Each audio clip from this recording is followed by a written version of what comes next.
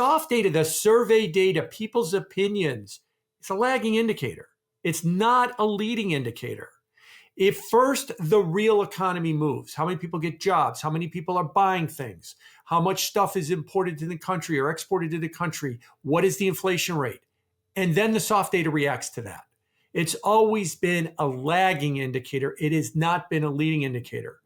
What I think has happened in the last few months is we've all become overly narrative driven, and we all want to have narratives. And we have a polarizing president, whether you like him or you hate him. We have a polarizing president who drives nothing but narratives. And so we all latch on to all of these narratives that he seems to drive, and we overdo everything. And right now, we're overdoing all of the bad stuff in the economy. First, it was the soft data. Now it's taco. It was the import numbers. It was the deal with the Chinese, or off again, on again with everything. We overdo it. But what's happening in the real economy? Most of this is being ignored. Most of it is being ignored, which accounts for why the stock market's recovering. Because slowly and surely, everybody is starting to realize they bought into a bad narrative in the stock market. And to push that narrative, to get to the first part of your question about over-reliance on the Fed, have you noticed that there's only one question that everybody asks? When is the Fed going to cut rates? When rate cuts? Never, ever ask the question, do they ever need to cut rates again? Or maybe they should raise rates. No. Because we've got our models from 2019 and 2018 and pre-COVID. Here's the way the economy worked pre-COVID. There was no inflation. But we have inflation at a 4-year low right now. Yeah, but it's still higher than anything we saw between 2010 and 2020, even though it's at a 4-year low. Still higher than anything between 2010 and 2020. But we've decided there is no inflation. The Fed has to cut rates. It doesn't have to cut rates. It doesn't have, the rate cut cycle, first of all, from September to December was unnecessary. The bond market told you it was unnecessary because 10-year yields went from 360 to 480 in 5 months while the Fed was raising rates.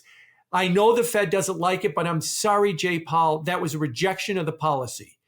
It was saying we didn't need you to stimulate. We were more worried about inflation. And if you want to stimulate by cutting rates, we're going to sell your bonds. Now, I get it. Trump is a real estate guy and he wants the Fed to cut rates. My theory on why Trump hates Powell, by the way, goes back to 2018. In 2018, somebody told Trump during Trump 1.0, they have negative interest rates in Europe. And he said, what does that mean? That means when you take out a loan for one of your buildings, the bank pays you a monthly payment. And Trump said, what a great idea. Why don't we have them here? And then they said, well, Jay Powell doesn't like them. And from then on, he's hated Jay Powell.